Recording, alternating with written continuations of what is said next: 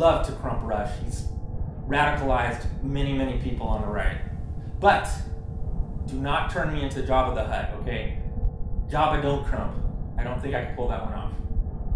How is it that liberals are so comfortable with just giving this country away? We're not giving away the country. We're giving to ourselves. We're on the same team. I need one more bit of information from you. What do you mean specifically? We're investing in ourselves. You can't give away to yourself. We are one country, one team. If you believed in Team USA, then you would know that you're not giving it away to an outsider. And so all of this, giving away the country, is finally making it fair. And this is how they are asking for forgiveness from all the minorities. It's not out of guilt. There's a huge difference between feeling guilty and feeling pissed off. If a woman you knew came up to you and said that they were raped by a white guy, would you feel guilty because you were white? Or would you feel pissed off because she got raped? My wife and I recently watched Roots, and I wasn't sitting there feeling guilt. I was feeling mad. I was feeling sympathy. I was feeling frustrated. I wasn't feeling guilty. They also have a deep-seated, inexorable bias against any majority. Any majority is by definition illegitimate. Biased against all majorities? You mean like the majority of people who want gun control? It is a bunch of radical leftists who don't have the same appreciation or love for the country. You don't think I love my country?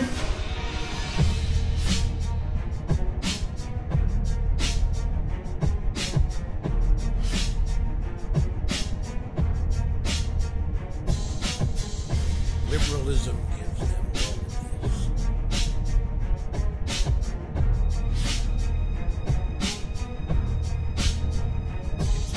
It's a magnet to people who are weak.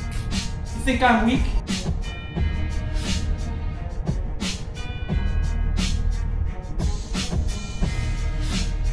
Who are lacking in confidence.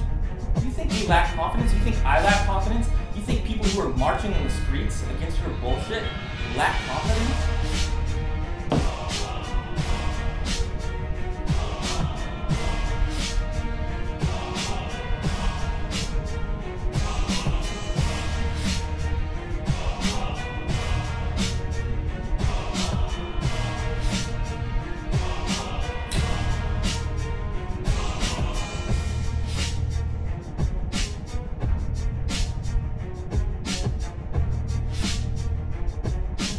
USA! USA!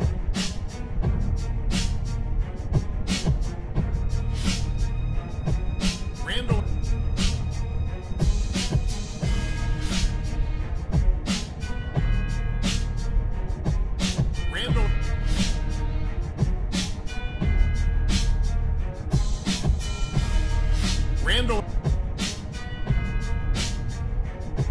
Randall.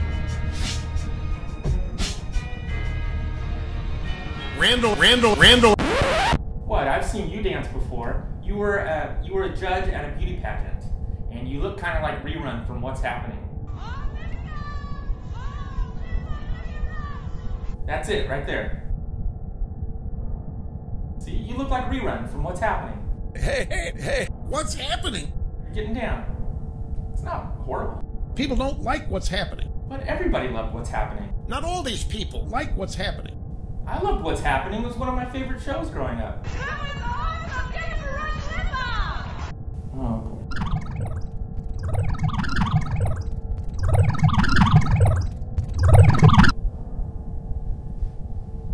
What's happening? What? Dwayne? Raj? Rerun from What's Happening? Hi. Not all these people can give you intellectual reasons for it. In fact, very few of them could, because the reason they're doing it is feelings. And none of this is intellectual. This is all gut level emotional. Give me a break. It's actually all about the statistics, all right? That's what I care about, is the stats. Just like sports, all right? If you laid out your case and you had really sound statistical evidence to back up all of your right-wing opinions, then I would agree. I would be on the right wing. But almost every single issue, if you look at the statistics, it leans very, very strongly to the progressive side. Nothing is perfect. There is no perfect solution really for anything. But you look for things that really strongly can help improve our team, Team USA. If you keep telling me that Jacksonville had the best defense last year, and then I look at the statistics, willing to accept that, and I see that they did not have a great defense, if you look at that and you say, hey, clearly they didn't have the best defense. It's the same thing with climate change, with gun control, with you name it. Most progressive things, you just look at the statistics. It has nothing to do with bleeding heart or care, blah, blah, blah. It's the result of indoctrination, because none of it's true. None of it's real.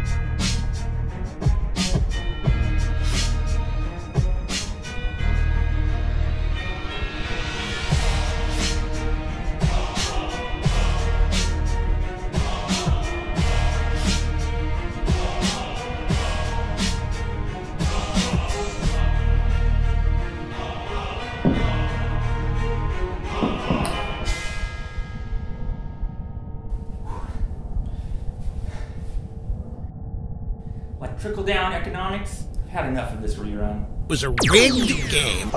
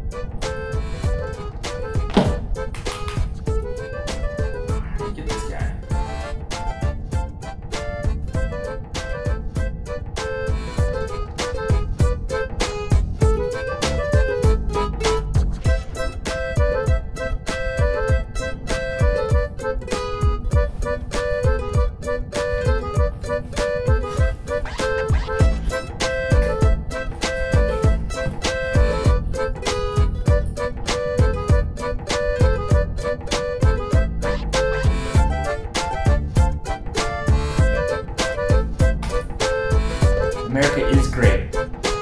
Bring it.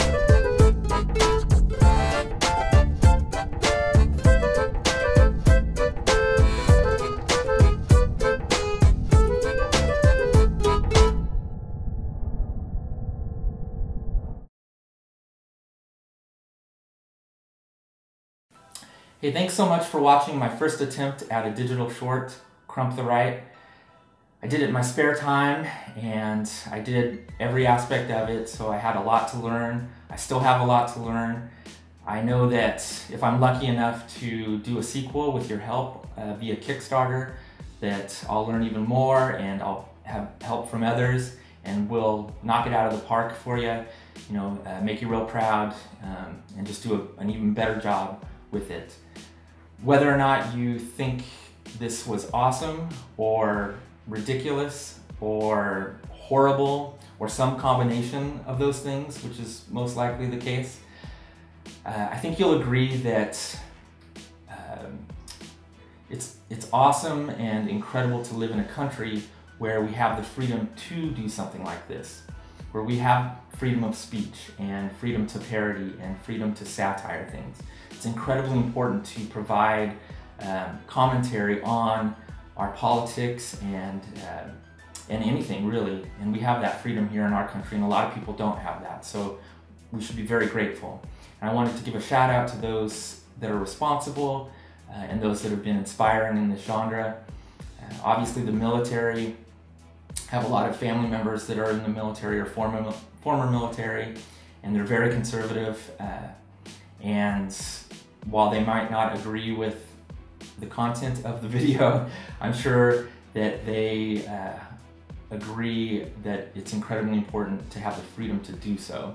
And we all love each other very much, even though we're very different. And so, you know, thank you to them and all that they've done to help give me the freedom to make something like this. I also want to thank judges and lawyers and lawmakers that have helped protect this freedom. In 1988, of course, the Supreme Court had a landmark decision that helped really clarify and expand our right to parody and satire. And so thank you very much for that. And lastly, I just want to thank all of the organizations and performers that do satire and parody, who've inspired me my whole life to finally, you know, do this. And so, you know, from Mad Magazine to The Onion, from Weird Al and his songs to Saturday Night Live, I've never missed a show, you know, to all of the wonderful performers like Jon Stewart and Amy Schumer and Sarah Silverman, and John Oliver and Louis Black and Chris Rock and Samantha Bee and Sacha Baron Cohen and Dave Chappelle and Tim Robbins as Bob Roberts, awesome movie, and Larry Wilmore and Key and Peele and Bill Maher and Seth MacFarlane, of course, and the guys from South Park, and oh gosh, Will Ferrell and Adam McKay, Funny or Die. So many, you know, that do this, and I just, I thank you. I don't know if anybody's really gonna watch this. Could very well be, you know, there might only be 50 or 100 people that have seen this, but it really meant a lot to me to be able to make it. It was a lot of fun, get to express myself and hopefully give progressives and liberals something that kind of shows how we're feeling right now when it comes to the right and all of the unfair heat that we're taking as being a liberal, and hopefully bust some stereotypes and just throw some truth out there. And also throw out krumping, which is a non-violent, in the true sense of violent, a non-violent way to get out your aggression and frustration and, you know, krump the right. That's what I say. Anyway, thank you so much for watching. I really appreciate it. Check out the Kickstarter page. Till next time, thanks.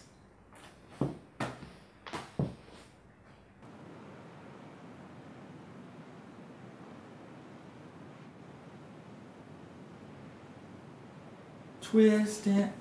You're still watching? It's over. It was a short. You can move on with your life. All right, one tidbit more. All right, 1988. Sarah. Sarah, Heath is here with sports, other news besides Iditarod, right? Right, there was some good college basketball today. I'm going to show you highlights, plus tell you all about that next. Stay right there. The Iditarod, of course, is the biggie, but it's not the only mushing going on. The Western Alaska Championships, Victor Sifsoff leads the field of 21. Tom Hossett is just a minute 7 behind him. And in third place, Jane Sifsoff. This race is part of Dillingham's Beaver Roundup. The college basketball scene got frantic this weekend. Teams still in contention are chasing those 64 golden spots in the NCAA tournament. Now, the only Minnesota North Star leading the NHL in anything is Basil McRae. He's #1 in the league with 28 major penalties, all for fighting. Spring training, as it continues today in the big leagues, the Dodgers and Mets got a taste of what the '88 season could have in store. And that's it for sports. And in the Big East in college basketball, we know who's What's going to happening wrap it up tomorrow, right? Syracuse and Pitt. Well, they're going to play anyway. Don't go overboard there, sir. Thanks. We'll see what happens. Thanks. Okay, now it's really over. Okay, go about your day. Check out the Kickstarter page. All right? Thanks.